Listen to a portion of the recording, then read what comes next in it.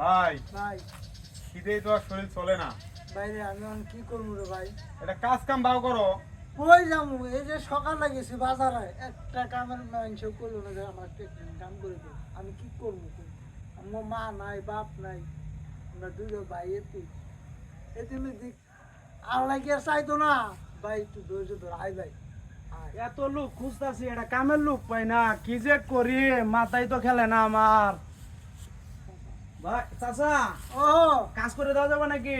কি কাজ গো বাবা? ওই যে আমার ক্ষেতটা আছে, ক্ষেতের ভিতরে কিছু আগাছা আছে, আগাছাটি পরিষ্কার করে দিবেন। দেন যাবো আমি খাওয়ান দেওয়া লাগবো। হ্যাঁ, খাওয়ান দিমু, একবারে ভরপেট খাওয়ান দিমু, সাথে টাকাও দিমু। টাকা দেবে? হ্যাঁ, ভাই কি করবি? তুমি আলাপ করে আমার খাওয়ান পাইলে। তাহলে আমার এই জায়গায় কাজ কিন্তু দীর্ঘদিন চলবো, মানে কয়েকদিন, এক সপ্তাহের মতো কাজ চলবো। এক সপ্তাহ করতে পারবেন তো? আলহামদুলিল্লাহ আমি করবো, আমি রাজি। তাহলে লন হ্যাঁ, চলেন, আসেন।